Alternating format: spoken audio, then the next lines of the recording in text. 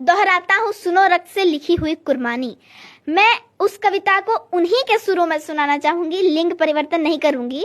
कविता है पंडित नरेंद्र मिश्र जी की, मेरे को बहुत पसंद है। एंड आपने रानी पद्मिनी का नाम सुना होगा। सुना है। तो जब वहां से खिलजी का पैगाम आया था कि रानी पद्मिनी को लाओ नहीं तो मैं रावल रतन सिंह को मार दूंगा, तब वहां क्या हुआ था, पंडित नरेंद्र मिश्र जी मेवाड़ी हैं, उन्होंने लिखा है, तो मेरे को बहुत पसंद है, मैं आपको सुनाना चाहूंगी। बिल्कुल। कविता है कि दोहराता हूँ सुनो रक्त से लिखी हुई कुर्बानी, जिसके कारण मिट्टी भी चंदन है राजस्थानी।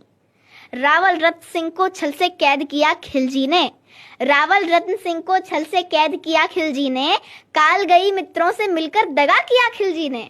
खिलजी का चित्तौड़ दुर्ग में एक संदेश आया, जिसको सुनकर शक्ति शौर्य पर फिर अधियारा छाया। 10 दिन के भीतर न पद्मिनी का डोला यदि आया, यदि न रूप की रानी को तुमने दिल्ली पहुंचाया, तो फिर राणा रतन सिंह का शीश कटा पाओगे, और शाही शर्त न मानी तो फिर पीछे पछताओगे। यह दारुण संवाद लहर सा दौड़ गया अंबर में। ये कविता थोड़ी लंबी है। यह दारुण संवाद लहर सा दौड़ गया अंबर में, यह बिजली की तरह छिदित सा फैल गया अंबर में।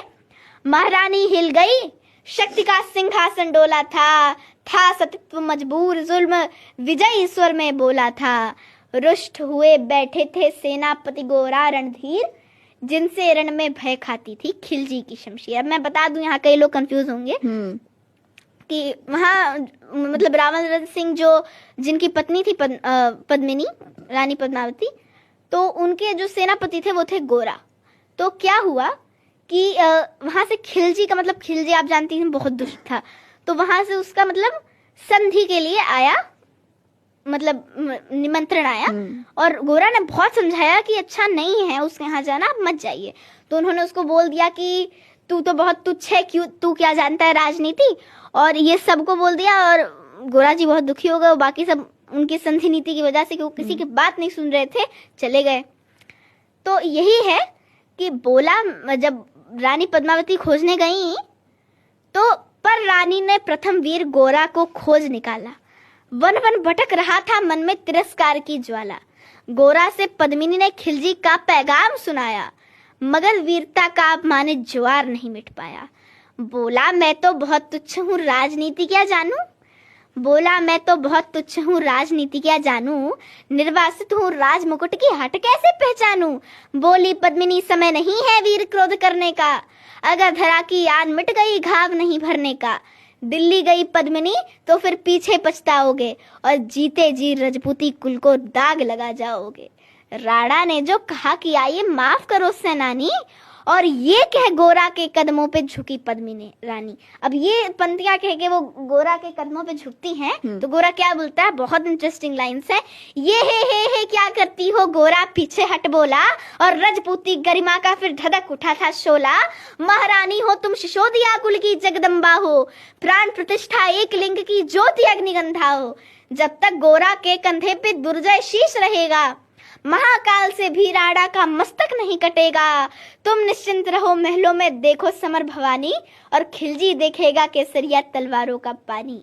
राणा के सकुशल आने तक गोरा नहीं मरेगा, और एक प्रहर तक सर कटने पर भी धड़ युद्ध करेगा। एक लिंग की शपथ महाराणा वापस आएंगे, महाप्रलय के घोर प्रबंधन भी न रोक पाएंगे। शब्द शब्द में वाड़ी सेनापति का था तूफानी, शंकर के डमरू में जैसी जागी वीर भवानी।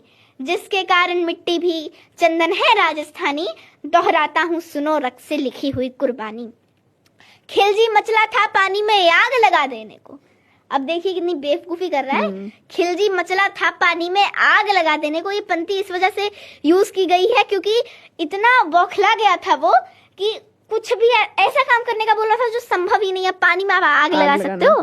खिलजी मचला था पानी में आग लगा देने को, और पानी प्यासा बैठा था ज्वाला को पी लेने को।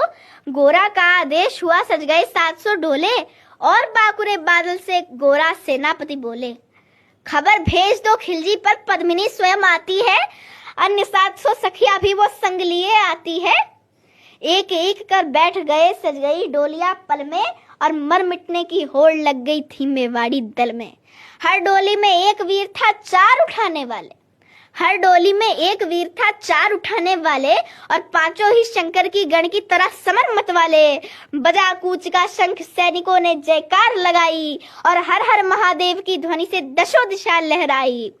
कर अंतिम प्रणाम घोड़ों पर चढ़े सुबह अभिमानी, और देशभक्त की निकल पड़े लिखने वे अमर कहानी। जिसके कारण मिट्टी भी चंदन है राजस्थानी, दोहराता हूँ सुनो रक्त से लिखी हुई कुर्बानी। अब थोड़ा सा और बचा सुनिएगा, बहुत मजेदार है। जा पहुंची डोलियां एक दिन खिलजी की सरहद में, जा पहुंची डोलियां एक दिन खिलजी की सरहद में, उधर दूत भी जा पहुंचा खिलजी के रंग महल में। बोला शहंशाह पद्मिनी मल्लिका बनने आई है, और रानी अपने साथ हुस्न की कलियां भी लाई है। एक मगर फरियाद फकत उसकी पूरी करवा दो। अब ये फरियाद आई है कि एक मगर फरियाद फकत उसकी पूरी करवा दो। रावल रत्न सिंह से केवल एक बार मिलवा दो। खिलजी उछल पड़ा, ये के फौरन यह हुक्म किया था, बड़े शौक से मिलने का शाही फरमान दिया था। यह शाही फरमान दूत ने गोरा तक पहुंचाया, और गोरा झूम उठे उस क्षण बादल को पास बुलाया। बोले बेटा वक्त आ गया है अब कट मरने का, बोले बेटा वक्त आ गया है अब कट मरने का, और रजपूती में वार धरा का दूध दूध सफल करने का। ऐसा ही होगा काका रजपूती अमर रहेगी, ऐसा ही होगा काका रजपूती अमर रहेगी, और बादल की मिट्टी में भी गौरव की गंध रहेगी।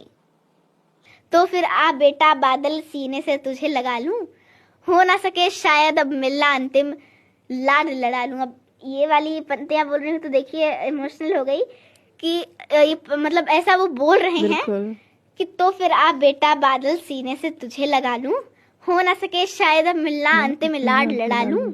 यह कह बाहों में भरकर बादल को सीने लगाया, धरती कांप उठी अंबर का अंतस मन भी भाया।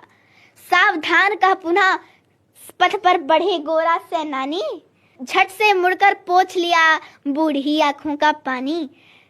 जिसके कारण मिट्टी भी चंदन है राजस्थानी, और दोहराता हूँ सुनो रक्त से लिखी हुई कुर्बानी।